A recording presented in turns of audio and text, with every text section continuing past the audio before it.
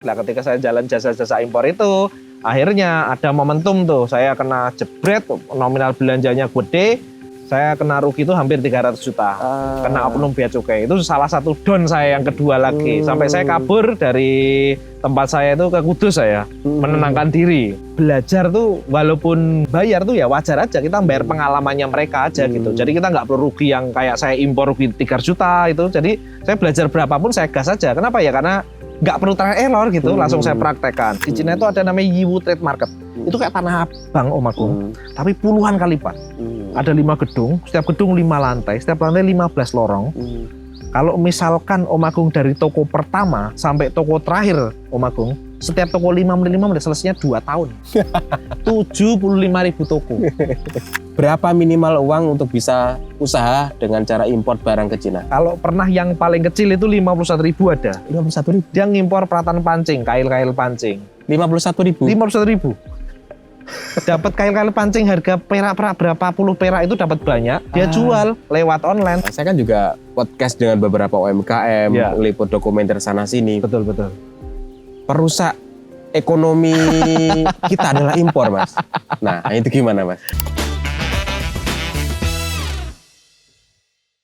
Assalamualaikum warahmatullahi wabarakatuh. Waalaikumsalam warahmatullahi wabarakatuh. Tamu jauh diajak ke alam. Siap. Mas Kemal, selamat datang. Siap. Jadi tak lihat Mas Kemalan sudah sering di podcast nih. Malang melintang di podcast. Keren di Jakarta dan sana. Ada Mas Helmi Yahya, ada Kain Sanusi. Dan lain sebagainya. Di studio rata-rata ini kita ajak ke alam. Ya. Podcast di alam. Suasana baru ya. Karena datangnya ke Tulungagung. Tulungagung nih. Oke Mas Kemal. Jadi teman-teman kita akan belajar ekspor impor. Brand beliau adalah berani ekspor dan impor. Siap. Mas, kok tiba-tiba dulu itu gimana? Backgroundnya memang apa dulu kok menyetuskan di dunia impor, ekspor itu gimana dulu? Kalau ngomongin background sebenarnya nggak nyambung sama sekali. Nggak nyambung ya Mas ya? Jadi dari zamannya kecil, bapak saya itu guru olahraga, ibu saya guru bahasa Inggris. Waktu pas kelas 5 SD itu saya membuat les-lesan yang disuruh ngajar saya, ngelesi anak-anak TK, anak-anak SD kelas 1, kelas 2, baca tulis, ngaji gitu kan. Nah waktu itu setahun berjalan sambil jualan jajan-jajan depan rumah itu kan buat warung gitu ibu saya. Pas kelas 6 SD ada musibah, bapak ibu saya berpisah. Nah pas berpisah itu akhirnya saya ngerasa dibuang gitulah di pesantren.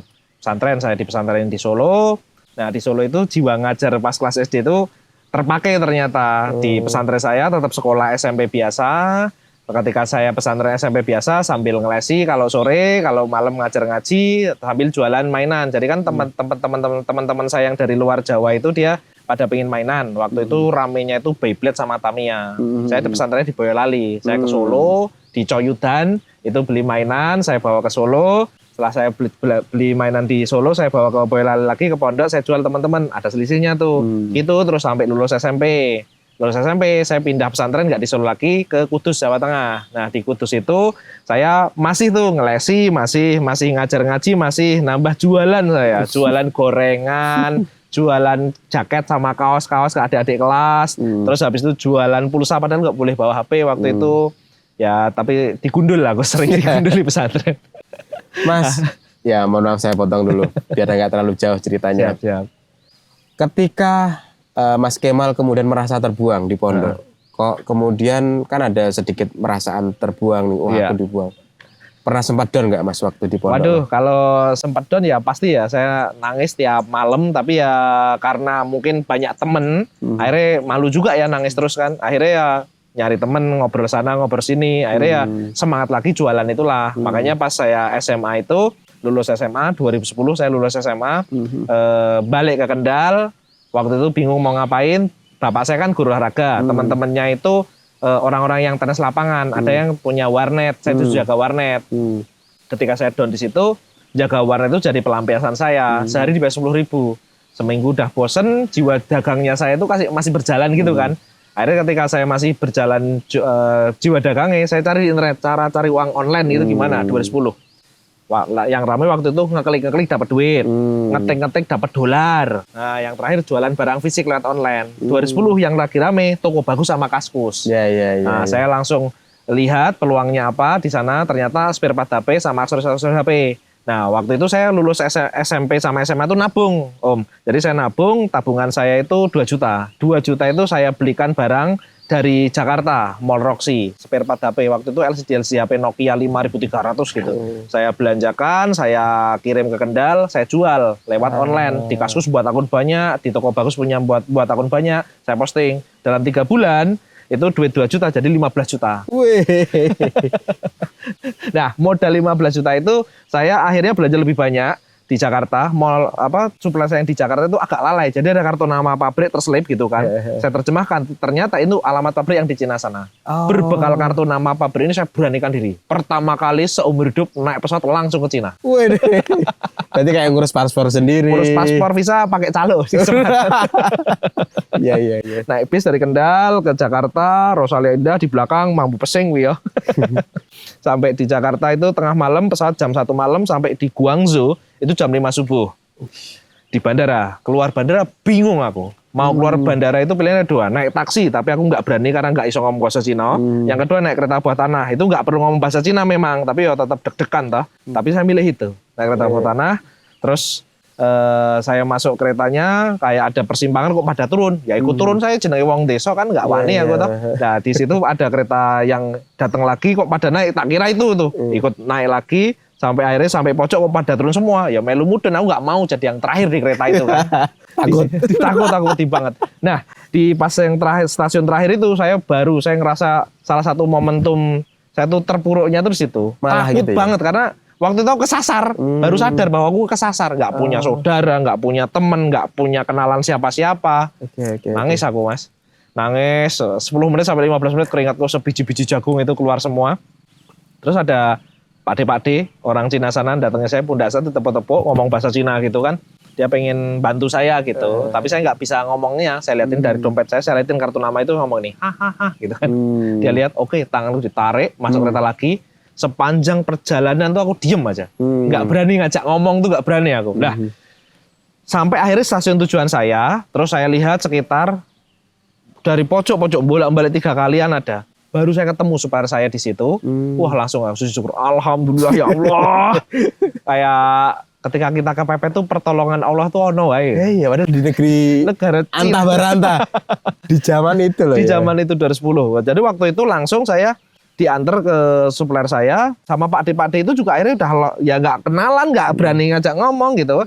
Sama supplier seminggu diajak muter-muter, tapi ya lucunya ya ketika kita ngobrol berdua kayak gini itu nggak saling ngobrol tapi saling buka HP. Jadi buka aplikasi semacam WeChat gitu. Kalau WeChat itu kan kita nulis apa kabar, di sana udah bahasa Cina. Jadi di sana ngomong bahasa Cina, di sini bahasa Indonesia. Jadi ketemu tapi meneng-menengan. Chat-chatnya gitu ya. Chat-chatan aja. Terus habis itu udah dibantu barang-barang saya yang dari Jakarta sekarang bisa dari Cina. Dari Cina saya pulang, dikirimlah straight. Nah, itu perjalanan awal saya impor tuh di situ. Di situ duit 15 juta berkali-kali lipat lagi. Ya, mulai dari situ. Terus saya kuliah di Jakarta, buka jasa impor. Waktu itu jasa-jasa impor itu bangku-bangku sekolah Chinese di Jabodetabek itu saya jasa ngimporin itu sambil saya kuliah. Kuliah saya pun sebenarnya enggak sesuai sama ekspor impor sekarang. Jurusanku kuliah itu pendidikan agama Islam. Kuliahnya pakai bahasa Arab. Mata kalam bilu gotil Arabiyah. Kenapa ngambil barisan, Mbak? Ngambil bahasa Arab? Kan dari pesantren. Iya. Mau daftar yang negeri keterima, tapi bapak saya suruh bayar nggak mau. Akhirnya saya waktu itu milih yang gratis, itu kan gratis ya. Didukung sama pemerintah Arab Saudi gitu kan. Nah, waktu itu saya kuliah di situ sambil jasa-jasa impor. Nah, ketika saya jalan jasa-jasa impor itu, akhirnya ada momentum tuh, saya kena jebret, nominal belanjanya gede, saya kena rugi itu hampir 300 juta, kena oknum bea cukai. Itu salah satu don saya yang kedua lagi, sampai saya kabur dari tempat saya itu ke Kudus saya, menenangkan diri. Nah, habis don itu pulang lagi, saya semangat lagi sama keluarga, disemangati lagi, baru mulai saya belajar sampai ke negeri Cina sama namanya Pak Porterismen, disemangati lagi, dikasih tahu caranya, metode seperti apa. Akhirnya 2014 itu muncullah berani ekspor, berani impor dulu namanya. Sebelum 2019 namanya ganti berani ekspor impor. Mulai ngajar tuh 2014, berarti sekarang udah 11 tahun saya ngajar, yang saya ajari udah 35.000 orang, yang saya dampingi secara intensif udah lebih dari 6.000 orang. Wih, keren teman-teman. Keren. Nah, modelnya seperti itu. Akhirnya saya ngajari macam-macam, Om. Dari saya ngeriset produk yang lagi laris, caranya ngobrol, cari pabrik yang terpercaya, caranya ngobrol, cara negosiasi. Ketika itu habis negosiasi deal kan, terus cara hitung harga modalnya masih masuk apa enggak. Kalau udah masuk dan yakin bisa jualannya, baru digas eksekusi, bayar, ngirim, perizinan yang resmi seperti apa. Sampai sini diajari juga cara jualannya lewat online ataupun offline. Modelnya seperti itu. Siap. Nah, dulu kan di sebelum 2014 kan berani impor aja. Nah, Beralih menjadi berani ekspor dan impor, kenapa ada kata-kata ekspor? nah waktu itu 2019 saya lihat di Indonesia lagi rame ekspor. Karena berani impor itu kan dulunya cuma ngajar impor dari Cina, dari seluruh dunia sebenarnya bisa, tapi kebanyakan memang dari Cina. Akhirnya saya mikir, wah ini namanya berani impor doang ya, kalau ngajar ekspor nggak bisa nih. Saya rubah, tinggal namanya berani ekspor impor. Akhirnya jadi berani ekspor impor. Waktu itu ekspor kan saya nggak ada pengalaman. Gimana caranya? Ikut pelatihan. Karena cara yang paling mudah, cara yang paling istilahnya hemat biaya untuk trial error, ikut pelatihan. Betul. Saya ikut pelatihan sampai Singapura, bayar 15 juta, namanya Bu Asli Dudarenok, itu dari Rusia, tapi dia marketer expert gitulah untuk pasar Cina. Saya ikut pelatihan 2 hari, saya praktekkan bener-bener itu. Jadi bayar 15 juta itu balik modalnya ratusan kali lipat. Jadi belajar tuh walaupun bayar tuh ya wajar aja, kita bayar pengalamannya mereka aja gitu. Jadi kita nggak perlu rugi yang kayak saya impor rugi 3 juta itu. Jadi saya belajar berapapun saya gas aja. Kenapa ya? Karena nggak perlu trial error gitu, langsung saya praktekkan. Nah setelah saya praktekkan, saya berhasil, akhirnya saya ajarkan di modul brand ekspor impor itu. Jadilah brand ekspor impor. Muridnya ya dari yang impor jadi tambah ekspor. Kebanyakan memang impor, tapi ekspornya karena kalau ngajarin ekspor itu perlu waktu lumayan Om. Jadi kalau ekspor itu saya roadmap-nya saya itu 6 bulan sampai 1 tahun biasanya. Untuk orang-orang bisa jalanin ekspor secara mandiri. Cari buyernya, produk yang benar, supplier yang terpercaya, itu susah. Tapi kalau impor, belajar hari ini, besok udah bisa langsung praktekin. Oke. Praktekin. Makanya kita di brand ekspor impor tuh 10%-nya bahasnya ekspor, 90%-nya impor. Karena ekspor itu tetap jalan. Tapi perlu waktu 6 bulan sampai 1 tahun untuk bisa jalan gitu loh. Bisnisnya jalan. Tapi kalau impornya, besok udah bisa praktek. Makanya saya sangat yakin, karena kan kita setiap hari butuh duit ya, butuh duit untuk keluarga kita, untuk makan, untuk kebutuhan sehari-hari. Makanya saya bimbingin impor dulu, biar punya cash flow. Nah, ketika cash flow-nya udah ada, biaya untuk ekspornya itu dari biaya-biaya impor ini. Modelnya seperti itu yang saya jalankan. Siap. Kadang-kadang juga ini Mas, saya ingin agak memberikan sebuah fakta yang agak gimana ya, mungkin agak nggak enak dijenengan. Aman. Saya mohon maaf dulu ini. Nggak apa-apa. Kadang-kadang kan gini Mas, saya kan juga podcast dengan beberapa UMKM, meliput dokumenter sana sini. Betul. Perusak ekonomi kita adalah impor Mas. Nah itu gimana Mas? Ya kalau secara umum, mungkin anggapan umumnya seperti itu. Cuma biasanya nih murid-murid brand ekspor impor saya arahkan impornya itu barang-barang yang memang apa yang dibutuhkan di sini. Lah kalau memang barangnya itu dari Cinanya murah, karena memang beda Om. Antara barang dari Cina 10 tahun lalu sama barang Cina sekarang itu beda sekali. Barang Cina sekarang murah, berkualitas. Kalau dulu murah tapi biasanya paling dipakai berapa lama sekali langsung rusak gitu. Tapi sekarang enggak, kualitasnya bagus. Kita lihat hampir semua bidang, hampir semua jenis barang kayak CCTV. Dulu merek-merek Eropa. Merek-merek Eropa. Sekarang merek-merek Cina semua. Kabeh. Kenapa itu? Lah dulu zamannya Cina membuka negaranya, itu brand-brand Eropa, brand-brand Amerika, itu brand-brand Jepang masuk ke Cina semua. Tapi syaratnya karyawan dari Cina semua. Nah, diproduksi di Cina, setelah dari produksi Cina, akhirnya untuk dikirim ke seluruh dunia. Nah, ketika udah 2 tahun, 3 tahun, ya nggak mungkin dong orang-orang Cinanya nggak pinter-pinter. Akhirnya makin pinter, buat merek sendiri. Muncullah Hikvision, Daihua, macam-macam itu yang akhirnya sekarang yang kita pakai. Tapi kalau dia ngomong memang perusak harga pasar, perusak UMKM ya itu pandangan yang plus minus ya. Tapi kalau yang saya rasakan memang barang-barang yang saya ajarkan di brand ekspor impor, orang-orangnya itu ngimpornya barang-barang yang memang kegiatan sehari-hari, dari bangun tidur sampai mau tidur lagi, dari hobi, peralatan pancing, spare part motor, sepeda mobil. Kalau barang-barang misalkan bahkan kayak Mr. DIY itu ya, hampir tiap kecamatan ada itu. Kita lihat semua barang made in China, tapi ternyata nggak tahu nggak Om Agung, yang punya orang Malaysia, bukan kita. Nah kenapa nggak kita sekalian main aja? Itu sih yang mendorong saya kenapa kok harus jalanin aja gitu bisnis impor. Karena Ya kan kita mau mulai bisnis ya tujuannya untuk keuntungan nih. Ya gimana caranya modal yang kecil bisa gede. Karena bisnis impor bisa modal kecil Om. Saya punya murid bahkan paling kecil SD kelas 4.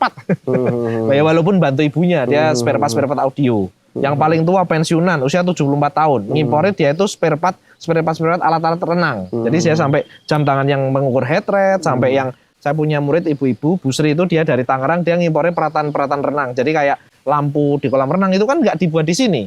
Dan ternyata banyak barang-barang peluang seperti itu. Spare part lift, spare part eskalator, spare part alat berat. Saya punya murid ngimpornya mesin es batu kristal. Ada ibu rumah tangga nih Om Agung. Dia ngimpornya itu pisau dapur dari Cina. Tapi nggak langsung ke Indonesia. Diekspornya langsung ke Amerika. Wih, ini berarti mempraktekkan 2 ilmu sekaligus ya? Sekaligus. Impor dan ekspor? Impor dan ekspor. Oke, dia ngimpor dari Cina. Nah, Pisau dapur satu set tapi langsung dikirim ke Amerika. Dan dengan merek sendiri. Tanpa perlu punya pabrik sendiri. Berarti waktu ngimpor di Cina itu dia sudah pakai merek dia sendiri? Sudah merek sendiri. Karena pabrik Cina itu ada namanya OEM sama ODM. Kayak Maklun begitu ya? Maklun. Di Indonesia biasanya Maklun kan kosmetik apa. Di sana semua barang Maklun. Jadi hampir semua barang di Cina itu tanpa merek. Jadi Om Agung mau kasih merek apapun tuh bisa. Nah ketika itu dia kasih merek sendiri, kirim Indonesia. Bahkan saya dorong ya.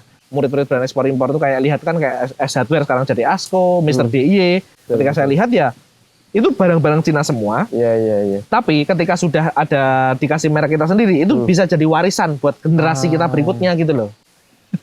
Aku paham nih. Jadi pola pikirnya adalah kita lihat katakanlah Mr. DIY di mana-mana ada. Di Tulungagung pun juga ada. Kategori Tulungagung kota kecil ada. Kota kecil. Itu milik orang Malaysia. Iya. Kenapa nggak kita bikin Mr. DIY di kota kita di kota sendiri dengan cara yang dilakukan seperti Mr. DIY? Mungkin modalnya nggak segede Mr. DIY, tapi kita bisa mulai dari barang-barang yang kita suka. Misalnya ibu rumah tangga sukanya masak, mulai perlengkapan dapur dulu. Bapak-bapak suka mancing, peralatan pancing dulu. Bapak-bapak suka motoran, sepeda, spare part motor, sepeda dulu. Bahkan saya punya murid itu anggota TNI ini. Dia ngimpornya tas-tas militer dari Cina, dijual ke lingkungannya. Saya punya murid driver ojek online. Dia ngimpornya yang stand motornya itu buat pegangan HP di motornya itu, spare part helm, kaca-kaca helm dijual ke teman-temannya. Jadi bisa mulai dari situ gitu loh. Yang awalnya dulu orang mikir kalau mulai bisnis harus modal gede, tapi ternyata nggak pakai modal aja bisa gitu loh. Bahkan ngimpor nggak pakai modal tuh bisa, Om Agung. Ya apa? Caranya membuka jasa impor. Jadi kita cari dulu yang di sini kebutuhannya apa. Misalkan nih di Tulungagung Jalan Gede, toko listrik banyak, toko elektronik banyak. Apa yang bisa lihat di sana? Lampu-lampu LED. Lampu-lampu LED. Di sini kita cek harganya berapa, belanjanya berapa. Mau nggak kalau belanja lebih murah dari saya imporkan langsung. Ketika udah belajar di brand ekspor impor gitu misalnya ya. Ketika kan saya ngajari di mini course itu tak ajari peta dan langkah-langkah tak ajari semuanya itu. Bisa dipraktekkan sendiri gitu kan. Lampu LED. Bahkan lampu LED itu sebenarnya ada cara mainnya. Kita tuh mau harga berapa, kualitas seperti apa bisa. Misalkan lampu LED. Garansinya itu misalkan 2 tahun. Kita bisa harga lebih murah, garansinya jadi 6 bulan, 3 bulan dengan kualitas barang yang sama. Itu salah satu trik untuk negosiasi ketika kita ngimpor barang itu seperti itu, Mas. Jadi kita modal kecil pun tetap bisa. Sekecil apa modelnya? Tadi kan yang gratis kan buka jasa. Itu kan juga butuh effort lah. Katakanlah kita nggak ada effort seperti itu, kita adanya uang. Tapi berapa minimal uang untuk bisa usaha dengan cara impor barang ke Cina? Kalau pernah yang paling kecil itu 51.000 ada. 51.000. Dia ngimpor peralatan pancing, kail-kail pancing. 51.000. 51.000.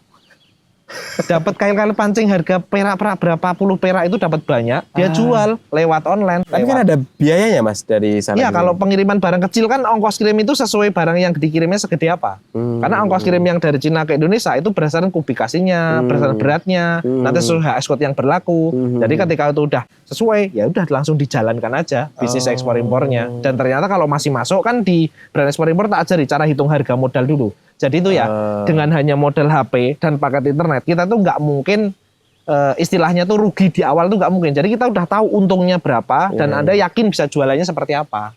Karena udah tahu marketnya dulu.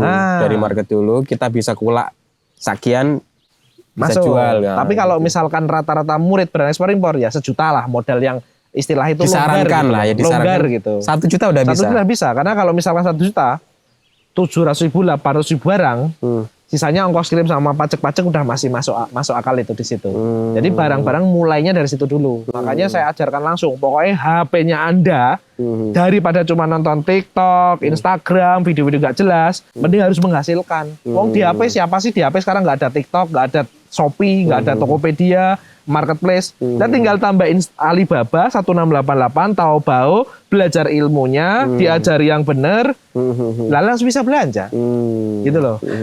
Modalnya pun juga terjangkau ya, 1 juta ya. Bisa untuk mulai awal ya. Tapi biasanya 1 juta itu saya mulai di awal untuk gulung duit dulu. Gulung duitnya tuh digulung dulu, jangan sampai 1 juta nih. Untung 300.000, 500.000 langsung buat DP motor. Biasanya kayak gitu. Iya. Artinya kalau ilmu-ilmu itu kan sudah ilmu sewajarnya bisnis, Mas. Betul. Ya, kalau yang kita ajarkan atau kita sharingkan di Pecah Telur kan juga gitu. Ngempet. Nahan keinginan dulu kan. Betul. Apalagi kalau modalnya kecil, jangan sampai dimakan dulu. Ya udah diputer dulu. Ibaratnya kita kan cirakat dulu, Mas. Yoi. Makannya apa adanya, diputer. Nanti kalau sudah agak gede lumayan tuh baru bisa makan dari situ. Nah, biasanya seperti itu. Jadi saya ngajari brand ekspor impor tuh nggak cuma kayak teknis ekspornya, teknis impornya, teknis jualan online juga tak ajari, juga manajemennya tuh seperti apa, keuangannya, ngatur stoknya. Karena kalau dari Cina ke Indonesia, kalau lewat laut tuh 1 bulan, 3 minggu sampai 4 minggu, lewat udara 2 minggu. Nah, kapan sih kita belanja yang selanjutnya tuh kapan? Nah, itu juga tak ajari timingnya seperti Ritmenya apa. seperti apa. Jangan sampai kita jualan kenceng, barang habis, terus belanja lagi, barang 1 bulan lagi datangnya. Lah nanti pasar ini kosong gitu. Ya bisa sih ambil lokal, tapi kan akhirnya barangnya nggak sama lagi gitu loh. Kalau urusan administrasi kayak bea cukai apa seribet? Kalau dulu kan aku dengar kan agak ada oknum, terus kadang-kadang barang disita. Kalau sekarang apa masih ada kayak gitu? Jadi Mas? gini, asalkan ngikuti aturan yang jelas, kita nggak bakal ada rugi apa-apa, kita nggak bakal disalahkan apa-apa. Jadi ada namanya HS Code. HS Code itu kayak KTP suatu barang di mata bea cukai seluruh dunia.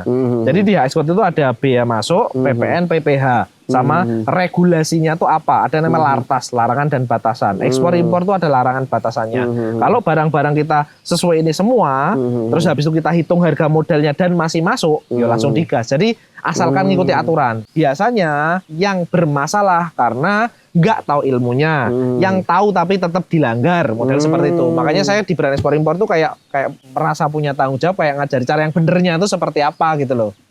Dan saya pengen ngajari orang tuh bisa mandiri gitu. Karena biasanya orang-orang ini kan tahu ini barang impor, tapi gimana sih cara belanjanya, gimana sih cara masukin ke Indonesianya seperti apa. Nah itu yang tak ajarkan lebih dalam tuh di situ, Om Agung. Berarti biasanya kalau orang-orang yang dulu ada ceritanya ditahan, bermasalah itu berarti dia nggak bener-bener lurus gitu ya? Nggak bener-bener lurus, ada permainan di situ. Gitu. Bahkan kalau misalkan permainan itu ditelusuri ya memang sampai mana-mana. Tapi kita sebagai pebisnis fokusnya nggak di situ. Fokusnya ini bisnisnya masih masuk apa enggak? Masih ada margin profit yang tinggi apa enggak? Kalau masih ada margin profit tinggi dan kita bisa masuk ke celah tersebut, ya udah kita gas. Jadi makanya ngitung harga modal tuh bener-bener sebelum transaksi. Berarti cari peluang dulu dengan cara yang lurus, masuk nggak profitnya? Kalau nggak masuk nggak usah diambil. Usah lanjut atau ganti pabrik, ganti pengiriman, ganti apa namanya suppliernya lagi. Habis itu baru kalau udah masuk gas langsung eksekusi. Karena yang paling penting bukan cuma impor dan ekspornya, bisa nggak jualinya. Barang sampai sini tuh habis nggak, buangnya tuh bisa apa enggak gitu loh. Mas, kisah Mas dari murid-muridnya sampean katakanlah yang sudah bisa ekspor impor kemudian dia jual itu ada nggak testimoni banyak banget murid dari 2014 6.000 murid dari berbagai kalangan. Dari yang paling diingat lah. Yang paling diingat saya pasti ibu-ibu rumah tangga yang ngekspor sampai peso dapur ke Amerika tadi. Impor dari Cina langsung diekspor ke Amerika. Itu berapa ekspornya? Peso apanya? Kayak berapa? Gedenya gitu. Kontainer? Enggak sampai kontainer, masih kolian. Jadi ekspor pun nggak harus langsung sekontainer itu. Nggak harus itu ya? Kolian pun bisa. Kolian ini berarti satu kerdus Indomie itu bisa untuk mulai loh ya. Tapi kalau nanti pembelinya lebih banyak ya silahkan. Saya punya murid dari Bandung, namanya Pak Reza. Dia tuh ekspor. Dia tuh ekspor, Pak Reza itu ngekspor, dia tuh barang-barang waktu itu tuh dia barang-barang cengkeh ke India dan Dubai. Itu nominal transaksinya 4 miliar. Langsung di DP 1,2 M, langsung digasin cari supplier-supplier yang di Indonesia, dikirim ke sana. Dengan metode yang tak belajari dari Singapura tadi. Saya praktekkan, saya sesuaikan dengan pengalaman saya, tak ajarkan, karena itu kan udah nggak perlu trial error. Langsung dieksekusi. Kalau impor, wah banyak banget. Saya punya murid dari Bandung, dia ngimpor mesin cuci 1 kontainer di merek sendiri dengan kualitas dengan kayak model Samsung, Panasonic, merek Philips, udah merek-merek gitu. Tapi merek sendiri. Merek sendiri dia. Dan dia bisa menguasai pasar dari Jawa, Bali, Sumatera udah bisa menguasai pasar seperti itu. Ngimpor handspray coating mobil di merek sendiri, Rubio, ada yang namanya Hikariku. Tapi sebenarnya itu merek-merek itu tuh tinggal kasih aja ke pabrik mau nulisannya apa, logonya bentuknya seperti apa, warnanya, botolnya seperti apa, kita bisa minta. Ada ngimpor water heater yang pakai gas, mereknya Akin. Dari Cina sampai Lampung dikasih merek Akin, dijualnya 350.000 kan dari Cina sampai Lampung, jualnya 1,8 juta. Pakai sistem direct selling, tapi sales DP gitu. Door to door, muter-muter gitu. Ada yang ngimpor regulator gas yang muter-muter itu ada. Ada yang ngimpornya dia tuh saya punya murid itu mantan duta besar suatu negara di Asia Tenggara. Dia ngimpornya bumper mobil. Ada yang ngimpor bapak-bapak, dia usianya itu mungkin yang 40-an tahun, dia ngimpornya tuh action figure. Jadi sesuaikan aja sama latar belakang, hobinya apa, sukanya apa. Bahkan istilahnya tuh nggak harus ngimpor sepatu, tas, baju, nggak itu doang. Banyak ya. Jutaan jenis ide produk gitu loh. Yang di sekitar kita aja gitu. Banyak banget kalau dirinci dari hobi, dari harian dan sebagainya, Masya Allah. Nah, dan ini saya lihat berarti bukan hanya untuk yang apa ya, Mas? Jadi dari kecil sampai besar bisa dinaungi di ekspor-impor ini. Bisa, karena di brand ekspor-impor itu ajarinya itu nggak harus sekontainer, Om Agung. Jadi sekilo pun boleh. Bisa, ya. Kayak 51.000 itu paling cuma segenggeman gini doang. Dikirim. Kalau dari Cina ke Indonesia 1 kilo paling 30.000 sampai 35.000. Sampai depan rumah kita. Sampai depan rumah kita gimana? Apa yang kita lakukan? Ya udah diajari jualannya, dijual dengan cara yang sudah diajari aja. Kan diajari macam-macam, Agung. Iklan lewat Google biar muncul halaman 1, Facebook, Instagram biar muncul di sosmed, di Tokopedia sama Shopee biar muncul di beranda Tokopedia sama Shopee itu gimana caranya. Terus diajari juga caranya di Google Map biar muncul di kanan atas tuh lokasinya kan. Murid brand ekspor impor seluruh Indonesia dari Sabang Aceh sampai Papua Merauke itu. Banyak yang punya toko-toko spare part motor, spare part mobil, variasi-variasi, ada yang frame kacamata. Saya punya murid frame kacamata baru ingat ini. Dia 2017 masih direct selling muter kantor-kantor. 2023 tokonya ada 8 di Palembang. Namanya Pak Sigit, brandnya namanya Optik Global Palembang. Mas, mohon maaf. Berarti juga diajari cara optimasi jualan online di... Ya pasti, karena yang paling pasti di brand ekspor impor itu yang awalnya paling penting ini malah jualannya, Om. Keren ya berarti ya. Tidak hanya diajari kulaan barang tapi juga benar-benar dipastikan cara jualnya. Ya, cara jualannya juga. Tadi dibilang ada Tokopedia, ada Shopee, ada TikTok juga diajari Google, gimana buka Facebook, tokonya, iklan di Facebook juga. Jadi yang paling pasti di awal tuh orang itu tahu cara buangnya dulu. Ketika udah tahu cara buangnya, ambil cara dari lokal, tinggal belanja yang lebih murah, mungkin jualannya sama, tapi margin profit kan lebih tinggi. Dengan margin profit lebih tinggi, tabungannya bisa lebih banyak, bisa investasi yang lain atau membesarkan bisnis yang ada. Saya murid-murid brand ekspor impor itu kebanyakan kalau udah bisa ngimpor suatu barang ya, itu nanti pasti ngelebar ke barang-barang yang lainnya. Dan sukanya saya di brand ekspor impor itu kan kalau yang murid saya damping itu boleh satu keluarga itu boleh belajar, Om Agung. Jadi nggak cuma misalnya yang belajar Om Agung, tapi nggak cuma Om Agung, tapi istrinya Om Agung boleh belajar, putra-putri Om Agung boleh belajar. Dengan satu kali aja bisa satu keluarga ikut. Satu keluarga. Bahkan banyak beberapa murid itu kan boleh belajar ke rumah saya ya. Jadi pengen tahu gitu caranya jualan online-nya Pak Kemal nih gimana sih. Jadi pengen di studi tour lah istilahnya. Jadi kalau udah belajar sama saya, boleh datang ke rumah saya, ngelihat langsung nih, oh cara Pak Kemal jualan tuh seperti ini. Ya contek aja, mau barangnya sama, barangnya beda, ya silahkan. Yang penting metodenya saya ajarkan, langkah-langkah tak ajarin, silahkan praktek dah. Kalau bingung tanya, jangan sungkan. Makanya kalau sama saya tuh boleh WA langsung, boleh telepon, boleh ngajak Zoom. Kalau mau ketemu janjian, boleh. Kalau yang aktivitas impor atau ekspor yang sekarang dilakukan Mas Kemal ada juga? Ada, saya jualannya pakaian dalam. Dijeri BH-BH, banyak bilang tampangnya kok ustadz itu. Jengbatnya panjang, tapi jualannya cawat-cawat BH-BH.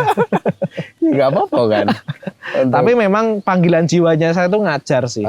Karena mungkin bapak saya guru, guru olahraga, ibu guru bahasa Inggris. Bapak saya itu 5 bersaudara laki-laki semua. Bapak saya nomor 2, nomor 1 guru matematika. Bapak saya dan adik-adiknya guru olahraga semuanya. Jadi dari dulu tuh saya seneng ngajar. Ya mungkin ada darahnya, ya mungkin dari kecil sudah dibiasakan seperti ngajar, itu. Makanya pas saya 2014 mulai ngajar impor, ngajar ekspor itu saya ngerasa bahwa kok saya ngajar lagi ya. Dan yang dari dulu SD, SMP, SMA saya ngajar. Jadi cuma beda yang diajarin aja. Kalau dulu ngajar yang ngaji, pelajaran sekolah, sekarang ekspor impor. Tetap di dunia yang sama, cuma beda yang diajarin aja. Karena banyak orang kan, apalagi di daerah ya, nggak tahu ilmu ekspor impor itu gimana. Kalau mau nunggu orang yang datang di kota itu susah. Makanya saya buat belajarnya online aja dah. Lewat Zoom saya adakan. Kalau setiap malam Selasa malam sama Jumat malam gitu kan. Ya sudah, ketika Selasa malam sama Jumat malam, orang tinggal duduk di rumahnya masing-masing, mau sambil makan nasi goreng, mau sambil ngopi, monggo. Disimak 3 jam itu peta sama langkah-langkah saya jelasin semuanya. Tinggal dipraktekin aja. Mas, itu boleh dibocorin nggak harganya kalau ikut seminar atau apa yang kita namanya ada mini course. Mini course itu tak ajari 3 jam full live Zoom, saya langsung yang ngajar. Itu 3 jam dari riset produk sampai caranya bayar kirim perizinannya semuanya itu 97.000 aja. Cuma sekali bayar boleh ikut 1 tahun dengan materi yang sama. Di bawah 100.000. Ya, boleh itu. Jadi nanti kalau di Zoom itu memang saya ketawarkan program pendampingan, tapi itu tidak wajib. Itu memang bayarnya 9,9 juta. Nanti kadang-kadang ada diskon dari 9,9 juta. Kalau yang itu cukup mahal sih. Tapi cuma sekali aja bayarnya. Dari gini Om Agung, kalau ngomongin mahal ya sebenarnya 9,9 juta itu terasa mahal kalau nggak ada pembandingnya. Tapi kalau 9,9 juta ini dibandingkan dengan pengalaman rugi saya 300 juta, rugi 200 juta orang-orang, rugi puluhan juta, ini jadi terasa murah. Dan ini cuma sekali aja bayarnya. Tapi ya itu pilihan aja. Tapi makanya di Ekspor Impor saya suruhnya tuh orang belajar 97.000 dulu, biar tahu tuh, pola pikir Pak Kemal ini seperti ini. Caranya Pak Kemal ini seperti ini. Caranya Pak Kemal riset produk, caranya saya nyari pabrik yang terpercaya, caranya saya ngobrol dengan pabrik yang tepat, negosiasi yang benar itu seperti apa. Kalau udah deal terus ngitung harga modalnya gimana, cara bayar, cara ngirim, cara bayar yang benar itu juga bahaya loh. Saya pernah rugi 28.500.000 gara-gara bayarnya langsung ke rekening pribadi pabriknya. Itu nggak boleh. Terus setelah itu saya cari taunya bahwa bayarnya harus lewat rekber, rekening bersama. Jadi Alibaba 1688, Taobao DK itu ada sistem rekbernya. Jadi lebih aman di situ. Direct bisa nggak? Bisa, tapi resiko full di kita. Orang-orang kalau nggak belajar, ya ketipu di situ, belanja 30 juta, ya hilang lah. Mending belajar sama Pak Kemal nih, gitu loh. 97.000 doang nih, dah 3 jam semuanya tak ajari langkah-langkahnya. Tapi seenggaknya minimal daftar yang 97.000, mini course namanya. Jadi live Zoom mini course, full 3 jam tak ajari langkah-langkahnya, petanya itu seperti apa. Jadi misalkan pun nggak ikut pendampingan, asalkan itu mau dipraktekkan dengan benar, harusnya bisa. Tapi bagi orang-orang yang serius mending yang sudah itu Mas. Kalau katakanlah, kalau katakanlah saya udah ingin benar-benar menjadi pemain ya, mending yang dibimbing. Ya karena kalau dibimbing itu kan orang itu setiap hari boleh WA-an sama saya, teleponan. Enggak sibuk Mas? Balas sibuk. Ya karena memang saya jiwanya ngajar, kapanpun orang mau tanya pasti saya jawab. Karena itu saya ngajar kan sudah dari 2014. Lah 2014 sampai sekarang udah 11 tahun. Saya pinternya cuma ekspor, impor, jualan online. Ya kalau dibilang terkenal nggak terkenal. Yang kenal saya cuma yang ikut Zoom saya, murid-murid pendampingan. Tapi kan saya ngerasa bermanfaat aja di situ. Ternyata bisa gitu. Orang yang awalnya cuma istilahnya tuh ojek online punya penghasilan tambahan. Ibu rumah tangga yang awalnya cuma ngurusin suami sama anak, ya itu memang hal yang luar biasa. Tapi punya duit tambahan bisa membantu perekonomian keluarga. Saya punya murid-murid dari luar negeri Om Agung. Dari Taiwan, dari Hong Kong. Awalnya cuma dari Cina, dibawa ke Indonesia, dijual online, dia masih kerja di Hong Kong, masih kerja di Taiwan. Ketika penghasilannya yang di Indonesia sudah oke, dia ninggalin ini kan lebih enak. Karena kapalnya udah disiapin gitu Om Agung. Itu yang bikin saya ngerasa bermanfaat aja sih. Banyak orang yang kemudian terbantu ya. Nah itu yang saya rasakan di situ. Kalau kita lihat nih ya, saya ingin mencoba membahas dari tren bisnis.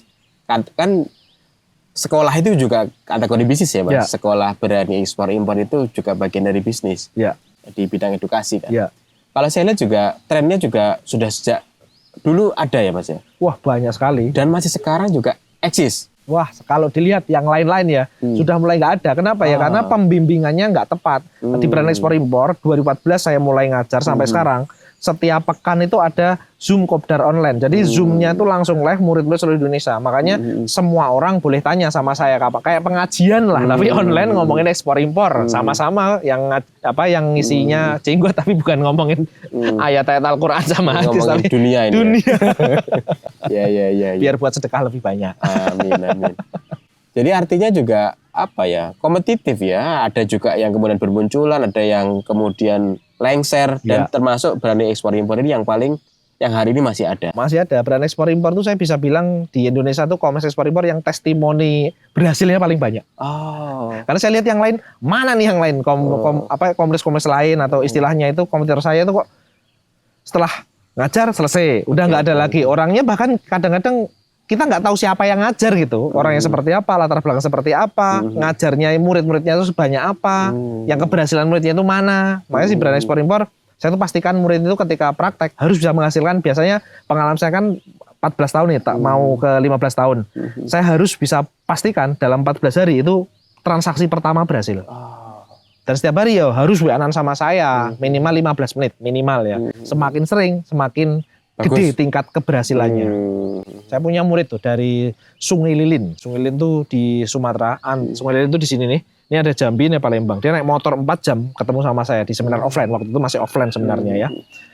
Dia naik motor ke sana, ikut seminar, tak ajari. Di akhir kan saya tawari pendampingan. Dia gabung, ketika gabung pendampingan, wah gaptek banget. Email aja lupa password, HP ini memori penuh. Saya ajari dari awal, dari install aplikasi Alibaba. Kok gagal Pak install, memori penuh. Saya bukain HP-nya, ternyata masih banyak aplikasi-aplikasi, video-video, memori gede. Saya hapus-hapus, saya install Alibaba. Daftar gimana Pak Kemal? Pakai email. Wah lupa password. Saya buatin emailnya dulu. Karena di brand ekspor impor tuh kita memang tempatnya wong-wong gaptek pemula nol putul lah ngajarin ekspor impor. Ya mungkin di daerahnya udah jualan ya. Udah jualan belanja, tapi biasanya di Jakarta, Surabaya, Medan, Makassar, Indonesia Timur, Makassar belanjanya. Sekarang bisa langsung ke Cina gitu. Dari Cina langsung Jayapura, Cina langsung Manado, Cina langsung ke Aceh, itu bisa. Jadi emang jawab pengajarmu itu kuat Mas. Kalau saya kayaknya Pak, nyerah Pak. Ya, memang gitu itu juga permasalahan orang-orang yang berhasil gitu ya. Kebanyakan banyak yang praktisi tapi nggak bisa ngajar. Kalau saya jiwa ngajarnya memang lebih gede gitu. Jiwa ngajarmu kuat Mas. Jadi kayak seneng saya. Bener-bener bisa mendampingi begitu loh. Ya kalau saya pribadi memang dari dulu kegiatan saya ngajar itu lebih seneng. Memang saya jalan ekspor impor, jualan pakaian dalam. Kalau secara omset memang nggak seberapa. Tapi saya tuh itu untuk bahan saya tetap praktek gitu loh. Sambil buka jasa impor, jasa konsultan. Nah ketika ngajar ini saya punya 6.000 studi kasus. Jadi di kepala saya itu udah ada 6.000 studi kasus yang siap saya ajarkan, saya bagikan ke murid-murid brand ekspor impor gitu. Mantap. Jadi orang-orang yang belajar sama saya itu nggak perlu lagi lah ngalami rugi-rugi 300 juta kayak saya dulu. Rugi 20 juta harus ketipu sama pabrik-pabrik kayak dulu. Udah nggak perlu lagi. Belajarnya cara bener, contek, ATP, amati teruplak tiplak. Udah gitu doang aja. Siap. Mas, aku penasaran juga karo sampean. Ya, siap. Endgame-nya mau kemana nanti? Di seorang Mas, bukan aku mau tanya ke saya Mas. Pribadi. Kemal mau kemana? Saya pribadi karena mulai ngajarnya sudah dari 2014 ya. Saya cuma satu misinya. Saya tuh pengen memastikan setiap keluarga di Indonesia harus ada satu yang bisa jalanin ekspor impor dan jualan online. Karena makanya saya buat apa tadi, belajar brand ekspor impor, satu orang boleh sekeluarga. Saya tuh pengen, saya ngajari putri saya, usia sekarang udah mau 11 tahun. Dari SD kelas 2, 7 tahun, saya ajak jualan di Car Free Day, jualan mainan-mainan dari Cina. Bukan mikir untungnya, tapi memproses generasi berikutnya gitu loh. Ini berani gitu loh. Bahkan kalau di Cina itu Om Agung ya, saya kan sering juga ngajak orang-orang ke Cina ya. Itu komunitas muslim banyak, pendidikannya bagus-bagus. Saya ngajakin para orang-orang di Indonesia, bapak-bapak, ibu-ibu yang punya putra-putri sudah SMP, SMA, kuliah, ajak putra-putri ke Cina. Di Cina itu ada namanya Yiwu Trade Market. Itu kayak Tanah Abang Om Agung, tapi puluhan kali lipat. Ada 5 gedung, setiap gedung 5 lantai, setiap lantai 15 lorong. Kalau misalkan Om Agung dari toko pertama sampai toko terakhir Om Agung, setiap toko 5 menit selesainya 2 tahun. 75.000 toko. Saya pengen orang-orang tua di Indonesia tuh ngajak putra-putri ke sana, lihatkan bongkar pola pikirnya kepada putra-putrinya bahwa dunia tuh luas gitu, buminya Allah tuh luas gitu loh. Bawa sampai sana. Kalau udah dibawa sampai sana, istilah kata gini ya, kayak kita dapat rezeki gitu ya. Udah kita achieve 1 juta pertama kita, 5 juta pertama kita, 1 miliar pertama kita, 10 juta pertama aja. Kita kayak 10 juta selanjutnya jadi gampang. Kayak kita udah pernah umroh kedua, ketiga lebih gampang. Orang kalau udah keluar negeri ke Cina, unlock kayak main game naik level, selanjutnya jadi gampang aja gitu. Itu sih yang saya pengen, satu keluarga di Indonesia, setiap keluarga ya, yang bener-bener mau belajar, yang bener-bener mau praktek, mau dibimbing, mau digeret gitu ya harus bisa ekspor impor. Itu game-nya saya di situ. Kayak itu ya, cita-citanya pendiri Microsoft. setiap rumah harus ada komputer. Satu. Wah. Apa terinspirasi dari situ juga? Enggak juga, tapi aku pengen ngerasain aja bahwa apa yang saya rasakan 6.000 murid-murid berani ekspor impor tuh harusnya bisa dirasakan semua keluarga. Semua keluarga tuh bisa, karena saya yakin setiap orang tuh punya latar belakang masing-masing, punya pengalaman masing-masing, punya hobi masing-masing. Nah, itu tuh bisa dikerjakan, tetap menghasilkan gitu loh. Itu yang saya penginkan di berani ekspor impor, tak bangun di situ. Masya Allah. Mas, kita mau diskusi soal mindset nih, soal mental. Siap. Tak lihat juga Mas Kemal ini juga luar biasa ya, dari keterpurukan kemudian pelariannya ke jualan. Nah, itu juga apa ya? Menurut saya juga nggak semua orang bisa begitu loh. Kadang-kadang orang terpuruk, ya dia terpuruk aja, kemudian malah lari ke negatif. Tapi kok Mas Kemal seperti itu? Karena saya ngerasanya dari zaman dulu itu saya suka ketemu orang. Nah, ketemu orang kalau nggak ada duitnya ngapain? Nah, ketika saya ketemu orang, saya mulai ngajar, kok ada yang dia itu dibutuhkan. Nah, ketika ada dibutuhkan, saya punya informasi barang yang lebih murah di suatu tempat lainnya. Kayak pas jualan mainan zaman saya SMP itu. Kan saya tahu di Solo, di Coyudan itu harganya berapa. Nah, teman saya di sini nggak tahu, di Pondok. Saya naik bis tuh dari Karanggede Boyolali ke Solo pakai seragam biar murah. Saya ke Solo belanja mainan, saya kirim lagi ke Pondok. Itu kan libur di Pondok kan hari Jumat tuh. Saya pagi berangkat belanja kulaan, saya bawa ke Pondok lagi, saya jual, ngambil keuntungan. Belanja mainannya saya ngomong teman saya 100.000. Padahal belanjanya cuma 35.000, 40.000. Label lagi saya copot, saya belanja lebih banyak, saya bawa ke Pondok, saya kasih. Jadi pelarian saya kok bisa kejualan ya, karena pertama saya senang ketemu sama orang. Saya senang ngobrol sama orang. Saya senang ketika orang itu ada butuh, saya bisa membantu apa kebutuhannya mereka.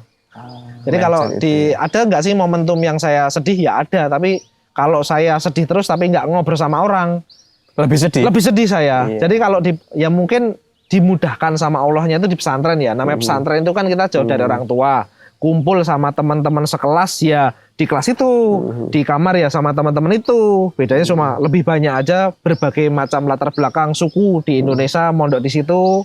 Dari yang pagi ngaji, terus ada sekolah biasa sampai siang sampai sore, terus ngajar TPA, terus habis itu ngaji lagi, terus ada kan pasti banyak ngobrol ketika makan bareng apa pengen apa, terus saya catetin, wah ini peluang ini ya saya jualan mainan. Jadi keterpurukan saya tutupi dengan jualan. Itu gara-gara itu, karena ketemu orang itu tadi, ketemu orang, banyak orang. Tapi memang itu sunatullah ya, karena ada juga kalau nggak salah hadis ya Mas ya. Jadi kalau silaturahim itu kan bila ketemu orang kan bagian dari silaturahim kan? Betul. Memperlancar rezeki. Amin. Mas, closing statement dari Mas Kemal untuk penonton Pecah Telur apa Mas? Jadi gini, di brand ekspor impor itu, terutama bisnis ya, terutama ekspor impor itu saya ngerasanya gini, ketika orang jalanin bisnis itu harus dimulai dulu. Makanya kita namanya berani itu gara-gara pengalaman saya dulu kesasar di Cina yang saya bener-bener ngerasa terpuruk, ngerasa bahwa saya itu bakal hilang gitu ya. Ternyata pertolongan Allah tuh pasti ada. Makanya berani dulu nyoba. Berani aja dulu gitu. Berani dulu nyoba. Nah, ketika udah berani nyoba, jangan lupa, jangan nabrak, tapi cari ilmu, cari komunitas, cari mentornya. Karena kalau punya mentor, ibarat kata kita tuh punya tour guide yang sudah sampai tempat tujuan kita. Jadi si tour guide ini sudah tahu langkah-langkahnya, kerikil-kerikilnya, jurang-jurangnya di mana. Sehingga kita sebagai murid nggak perlu ngalami salah-salah seperti mentor kita. Jadi ya berani dulu, cari ilmu, komunitas dan mentor. Kalau udah belajar ini semua sudah cocok, tinggal praktekin semaksimal mungkin, nanti mentornya bimbing setotal mungkin. Gitu aja. Yang terakhir, Kalau Anda bener-bener pengen belajar dibimbing sama saya, silahkan ikut mini course brand ekspor-impor. Itu 3 jam full tak ajari peta dan langkah-langkahnya. Silahkan klik link di bawah ini, ada di deskripsi sama komentar yang disematkan. Langsung aja klik link di bawah ini, belajar sama saya langsung full 3 jam. Selasa malam sama Jumat malam. Pilih jadwal yang terdekat aja. Itulah. Terima kasih Mas Kemal. Siap, Semoga sama-sama. makin bermanfaat. Amin. Terima kasih teman-teman. Assalamualaikum warahmatullahi wabarakatuh. Masya Allah. Suara dan.